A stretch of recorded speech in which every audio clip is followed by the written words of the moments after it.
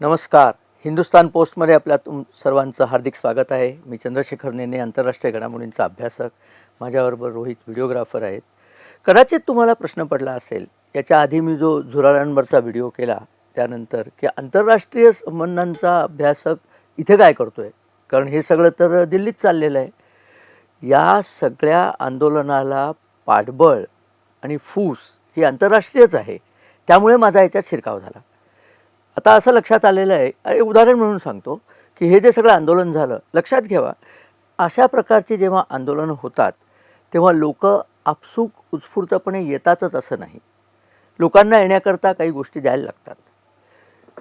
इतर वेळेला त्यांना पैसे देऊन बोलवलं जातं, पण तरुणाई जेव्हा येते तेव्हा त्यांना खाण्यापिण्याची तर व्यवस्था करायला लागते.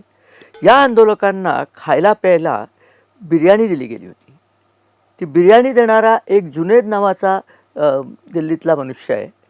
जुनेद नावावरून आपल्याला कळलं असेल कोण आहे तो. आता बिर्याणी देताना त्याच्यात हे लोक आपली थूक टाकतात की नाही मी आत्ता काही सांगू शकत नाही, माझा काही तिथे चेकअप नाही आहे. परंतु हा जुनेद जो बिर्याणी द्यायचा, तर असं म्हटलं जातं की साधारण दिवसाचा 8 लाख रुपयाची बिर्याणी हा वाटायचा. बरं, हा फाटका माणूस आहे, हा स्वतःच्या पैशांनी द्यायचा नाही.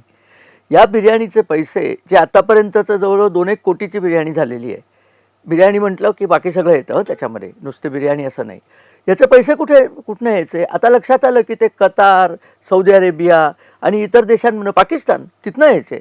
पाकिस्तानी बिर्याणी खाऊन पुष्ट झालेली ही आंदोलक लोकं होती. यांना आपण विद्यार्थी म्हणू का हो? हा परकीय शक्तींचा खुला हस्तक्षेप होता भारतातल्या आंदोलनामध्ये. बरं, या लोकांची घोषणा काय होती? भारत को नेपाल बना देंगे, भारत को बांगलादेश बना देंगे. आपण कधीतरी विचार केला का हो की नेपाळमध्ये जेनझीचं आंदोलन झालं, श्रीलंकेत झालं, बांगलादेशात झालं, त्यानंतर त्या देशांची काय अवस्था आहे बघितलीत का? श्रीलंका इतका भिकेला लागला की शेवटी भारताने त्यांना कर्ज देऊन वर काढलेलं आहे, कारण ते मरायलाच लागलेले होते. बांगलादेश तो आधीचाच भीकमाग्या देश आता अजून भीकमागेपणा करतोय, पुन्हा भारताकडेच तोंड करून बघतायत. ही जेनझी नेपाळमध्ये आली. नेपाळमध्ये त्या बालेनशहानी जेनझी करून आंदोलन केलं. त्या बालेनशहाचं काय झालं? आता त्याच्याविरुद्ध पुन्हा जेनझी रस्त्यावरती येते असं दिसतंय. एकूण काय आहे की ही सगळी आंदोलनं अमेरिका आणि त्यांचे मित्र देश यांनी स्पॉन्सर केलेली होती असं आता जवळजवळ सिद्ध झालं आहे. तसंच हे आंदोलन आहे. आंतरराष्ट्रीय कट किंवा आंतरराष्ट्रीय लोकांचा ह्याच्यामध्ये सहभाग आहे आणि त्यामुळे हे झालं आहे. आणि एक तुमच्या लक्षात आलं का, ही असली सगळी आंदोलनं होण्याच्या आधी तीर्थयात्रा करावी तसे राहुल गांधी परदेशात जाऊन येतात. कुठे जातात ते कुणाला सांगत नाहीत बरं का. अगदी काँग्रेसच्या लोकांनाही माहीत नसतं, ते गेलेही माहीत नसतं, कुठे गेले माहीत नसतं, कधी येणार माहीत नसतं. गुप्तपणे ते जाऊन येतात. मग तिथे काही त्यांना याच्याबद्दल 4 गोष्टी सांगितल्या जातात की काय, किंवा असं करा, 1 करा, 2 करा, हे सगळं असो. म्हणून आंतरराष्ट्रीय कटाचा हा भाग आहे असं मी म्हणतो.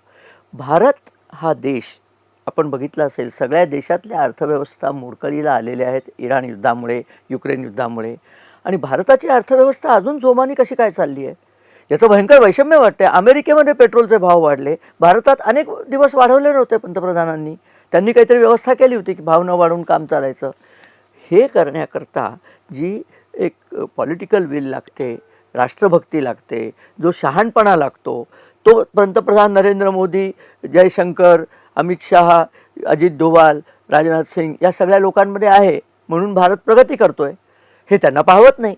मग काय करायचं? भारताचे पाय खेचायचे. आपलं दुर्दैव या देशाचं असं आहे की या देशात जेव्हा जेव्हा परकीय हस्तक्षेप झाला तेव्हा आपल्याच देशातले काही गद्दार त्यांना मिळाले. इथे सुद्धा तसंच आहे. हा दीपके कोण आहे? अमेरिकेत शिकायला गेला म्हणे. इथे BMMचा विद्यार्थी होता, मीडियाचा विद्यार्थी होता, अमेरिकेत शिकायला गेला आणि आता इथे आलेला आहे. आणि हॅम्बर्गर खाल्ल्याशिवाय याला उपास करता येत नाही, म्हणून उपास करायला त्यांनी त्या सोनम वांगचूकला बोलवलं. वांगचूकने उपास सोडला हे जेव्हा कळलं तेव्हा हे लोक भयंकर संतापले. यांची इच्छा होती की वांगचूकने तिथेच धारातीर्थी देह ठेवावा. किमान पक्षी मोदी सरकारच्या पोलिसांनी काही विद्यार्थ्यांना तरी मारून टाकावं, मग त्यांच्या प्रेतावरती हे आपलं राजकारण करायला तयार होते. परंतु मोदी सरकार हे अतिशय सुज्ञ आणि शहाणे निघाले. आपल्या मुलांना मारण्याला त्यांनी नकार दिला. आणि तुम्ही बघितलं वांगचूकचं उपोषण मोडलं. त्यानंतर त्याच्यावरती कोणी टीका करावी? इम्रान मसूद हा एक जो काँग्रेसचा कार्यकर्ता आहे, काँग्रेसच्या कार्यकर्त्यांनी राज्यसभेचा सदस्य, आणि दुर्दैवाने मला वाटतं त्याला महाराष्ट्रातल्या खासदारांनी निवडून दिला. लक्षात ठेवा, मी म्हणतो ना आपल्याच देशातले लोक कसे गद्दार होतात त्याचं हे उदाहरण आहे. तो सांगतो की वांगचुकने कसा काय उपास सोडला. तू कर की उपासले का एक दिवस, रोजा करतोसच ना, 30 दिवसाचा रोजा कर, मेलास तर तुझं नाव होईल, नाही मेलास तर कळेल की तुला उपास करता येतो. नाही, वांगचुकचा बळी घ्यायचा होता, तो घेता आला नाही. मग काय आता काढलंय की विद्यार्थ्यांवरती पेलेट गनचा मारा केला. एकही पुरावा देता येत नाही. पार्लमेंटमध्ये राहुल गांधी सांगतात पेलेट गनचा मारा केला. पेलेट गन काय आहे हे तरी त्या माणसाला माहिती आहे का? पेलेट गनचे छर्रे असतात आणि त्याचे मारा केल्यानंतर माणसाच्या चेहऱ्यावरती त्याचे व्रण राहतात. एकही पेलेट गनचा व्हिडिओ नाही. हजारांवर व्हिडिओ या आंदोलनात झालेत पण पेलेट गनचा व्हिडिओ नाही आहे. खोटं बोलायचं, रेटून बोलायचं आणि हे असं करत राहायचं. असं हे आंदोलन चाललं. बरं, त्या आंदोलनामध्ये काय झालं की सरकारने धर्मेंद्र प्रधान यांचा राजीनामा घेतला आणि त्या आंदोलनाची हवाच गेली. आता काय बोलणार? म्हणजे बोलायला खूप होतं. अमित शहानी राजीनामा द्यायचा, नरेंद्र मोदींनी राजीनामा द्यायचा, अगदी ट्रम्प यांनी सुद्धा राजीनामा द्यावा असं सुद्धा दिपके म्हणले असते. असं नसते म्हणले, मार पडला असता. बरं, दिपके यांना मदत कोणी केली? पुन्हा परकीय हस्तक्षेप. पन्नूनी जाऊन सांगितलं. हा पन्नू कोण आहे? मोटर मेकॅनिक सारखा दिसतो, थर्ड रेट माणूस, खालिस्तानी आहे, अमेरिकेच्या आश्रयाला आहे. FBI सांगितलं हा आमचा ॲसेट आहे. ॲसेट म्हणजे आम्ही याला पाळून मोठा केलेला आहे. असा हा पन्नू याला पैसे देतो आणि हा उजळ माथ्याने घेतोय पैसे दिपके. कारण केजरीवालची लाईन आहे ना, केजरीवालचा हा शिष्य. त्यामुळे गडबड काय झाली, राहुल गांधींना लक्षात आलं की दिपके मोठा झाला तर केजरीवाल मोठा होईल, मग आमचं काय? म्हणून काँग्रेसने वेगळी चूल मांडली. म्हणून त्यांनी जाऊन काय केलं, पंतप्रधानांच्या निवासस्थाना पुढे जाऊन झोपले वगैरे, ते आपल्याला माहिती आहे सगळं, आणि त्यांना उचलून टाकून दिलं. ही साधारण घटना घडली. परंतु धर्मेंद्र प्रधान यांचा राजीनामा घेतल्यानंतर आंदोलन करायचं कारणच उरलं नाही. आपण बघितलं, आमचे वाघ इथे शिवाजी पार्कला काल आंदोलन नाही करायचं म्हणून विजय यात्रा काढली. शेजाऱ्याच्या घरी मुलगा झाला म्हणून त्याचं बारसं आपण करण्यासारखी ती विजय यात्रा होती. यांनी काहीच केलं नव्हतं तिथे. असो, ते सोडून देऊ. यांना आता बहुतेक सगळे जे जॉईन झालेले त्या आंदोलनामध्ये ते सगळे, मी गेल्या व्हिडिओत सांगितलं, विझलेले फटाके. त्यांना राजकारणात कोणी उत्तर विचारत नाही. परंतु आता पंतप्रधान नरेंद्र मोदींच्या सरकारने शरणागती पत्करली असा सगळीकडे उदो झाला. तर का केलं याच्यावरती कोणी विचार केला नाही आहे.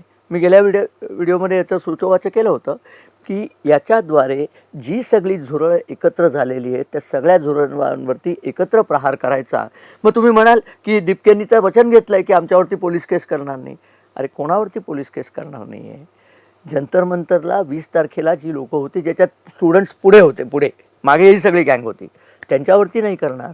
पण टॉलस्टॉय मार्गावरती आंदोलनं झाली, आणखीन संसदेवरती मोर्चा नेला, तिथे आंदोलनं झाली, त्याच्यामध्ये सगळे हे गुंडपुंड होते. गेल्या वेळेला मी सांगितलं, सिलमपूरचा हादी अफझाल नावाचा एक 4 शीटेड गुंड आहे, त्याच्यावरती आता हे हा जुनेद हा आलेला आहे, तो पकडमध्ये आलेला आहे. किंवा आणलेच कुठनं इतके पैसे. अजून एक माणूस पकडला आहे बरं का, महफूज आलम त्या माणसाचं नाव. या माणसाने काय केलं, या माणसाने प्रचंड बँकिंगचे घोटाळे केलेत. 2 की 3 हजार कोटीची मालमत्ता त्याच्याकडे असं म्हटलं जातं. पकडायला आल्यानंतर हा पळाला, पळून बंगालमध्ये गेला. त्याला काय वाटलं की पूर्वी जसं बंगालमध्ये जायचं आणि तिथनं बांगलादेशात जायचं तसं आता करता येईल. आता बंगालमध्ये शुभेंदूचं शासन आहे, त्याला धरायचा म्हणून हा पुन्हा पळाला आणि कुठे गेला, UPमध्ये. आगीतून फुफाट्यात पडणं याला म्हणतात. त्याला UP सरकारमध्ये योगीनी पकडलेला आहे आणि आता तो जे बोलेल त्याच्यातनं ही बाकीची सगळी झुरळ आहेत ती बाहेर येतील. 500 लोकांचे तर फोटो ID यांना मिळालेले आहेत आणि त्यांच्या घरी आता पोलीस जात आहेत आणि सगळ्यांना आता वाट लावत आहेत. कारण एक गोष्ट झाली, हा जो प्रकार झाला त्याच्यामध्ये एक गोष्ट लक्षात आली कोणाला, दिपके आणि कंपनीला, की आपण खूप मोठा मोर्चा जर नेला, 10,000 20,000चा जमाव, तर त्याला थांबवायचं काय रीत असते? एक म्हणजे त्यांच्यावरती गोळ्या झाडायच्या. गोळ्या झाडल्या की आपण सगळ्या जगात ओरडायला मोकळे की हे सगळे हिटलरी काय म्हणजे अमुक आहे तमुक आहे. आणि नाहीतर त्यांना येऊन नासधूस करू द्यायची. हे संसद जाळायला निघाले होते, दिपकेचं व्हिडिओ आहेत की मी संसद जाळू शकतो. अरे, तुला कवडीची किंमत नाही आहे या देशामध्ये, तू संसद जाळायला निघतोस? अमेरिकेत सांग की कॅपिटॉल जाळायला निघतो म्हणून, 2 मिनिटात लाल होईल सगळं शरीर आणि कायमचा तुरुंगात घालतील. नाही, इथे सगळं करायचं. आता हे सगळं ते करत राहिले तर त्याच्यामध्ये झालं असं की म्हातारी मेल्याचं दुःख नाही पण काळ सोकावतो. हा त्याला जो अनुभव असा आला की आपण असा दंगा केल्यामुळे धर्मेंद्र प्रधानांनी राजीनामा दिला तर उद्या ते कुठेही दंगा करतील. आत्ताच सांगितलं की मी बिहारमध्ये जाऊन सम्राट चौधरींचा राजीनामा घेणार आहे. असं होणार नाही आहे. त्याचं कारण असं की सरकारचा रोडमॅप अगदी क्लिअर आहे. या लोकांना कोणालाही सोडायचं नाही आहे. या सगळ्यांना आता पकडीत धरायचं आहे. उंदीर जसे सापळ्यात पडतात त्यांना इधर समुद्रात बुडवलं जातं, पाण्यात बुडवलं जातं किंवा गोळ्या घातल्या जातात. तेव्हा या लोकांचा आता सुटका अशक्यच आहे. कितीही बडबड केली, दीपक्यांनी केली, केजरीवालनी केली, जितक्या लवकर केजरीवालपर्यंत यांचे हात पोचतील तितक्या लवकर आपल्याला लक्षात येईल की हे पूर्णपणे आता अटकेत झालेलं आहे. राहुल गांधी काय त्यांचं आहे सांगणं, काय करा बरं. यांच्यापैकी एकानेही परीक्षा पद्धती कशी सुधारायची, लीक होणार नाही हे कसं पाहायचं ह्याच्यावर चकार शब्द नाही आहे हो. यांच्यातला एकही जण नीटला बसला नाही, यांची मुलं नीटला बसली नाही, कारण ते नीट नाहीच आहेत लोक, ती सगळी युजलेस लोक आहेत. मग विद्यार्थ्यांच्या खांद्यावर बसून आंदोलन करायचं हा त्यांचा उद्योग. एक तुम्हाला गंमत माहिती आहे का, धर्मेंद्र प्रधान यांचा राजकारणातला उदय कसा झाला हे मला तुम्हाला सांगायचंच होतं. धर्मेंद्र प्रधान हे ओरिसातले अखिल भारतीय विद्यार्थी परिषदेचे कार्यकर्ते. 28 वर्षाचे ते असताना 1997 साली 12वीचा पेपर ओरिसामध्ये फुटला. काँग्रेसचे मुख्यमंत्री जानकी वल्लभ पटनाईक तेव्हा होते. 97मध्ये यांनी आंदोलन केलं. पीसफुल शांततापूर्ण मार्च त्यांनी ओरिसाच्या विधानसभेजवळ नेल्यानंतर प्रचंड प्रमाणावर पोलिसांनी लाठीमार केला. त्याच्यात स्वतः धर्मेंद्र प्रधानांना 4 फ्रॅक्चर्स झाली आणि डोकं फुटलं त्यांना स्वतःला बरं का. आणि त्यानंतर ते प्रसिद्ध झाले की त्यांना माहिती आहे पेपर लीक झाली की काय करायचं. तुम्ही भलत्या माणसाचा बळी घ्यायला निघालेला आहात. तर तो माणूस नंतर ओरिसामध्ये त्यांनी सबंध संघटना उभी केली आणि 24 साली भाजपचं सरकारच ओरिसामध्ये आलं. बरं, हे पटनाईकसुद्धा गेले बरं का काळात, कारण नवीन पटनाईकचा तेव्हा उदय झाला आणि त्यांनी काँग्रेसची इतक्या वर्षाची ओरिसाची परंपराच मोडून काढली. हा धर्मेंद्र प्रधानांचा इतिहास आपल्याला सांगितला. आता सरकारने काय केलं बघितलं की नाही. त्यांनी आता नंदन निलेकानी या अतिशय हुशार सॉफ्टवेअरचा माणूस आणि अतिशय हुशार उद्योजक यांना घेतलं आहे आणि त्यांना सांगितलं आहे परीक्षा पद्धती फुलप्रूफ करून द्या. आणि आता ते काम सुरू होईल. कॉम्प्युटर बेस्ड टेस्टिंग मी गेल्या वेळेला सांगितलं आपल्याला. कॉम्प्युटर बेस्ड टेस्टिंग केलं आणि त्या टेस्ट अशा सरप्राईज तयार केल्या तर क्लासवाले जे लोक आहेत ना, क्लासवाले लोक, त्या लोकांना याच्यामध्ये फोडता येणार नाही.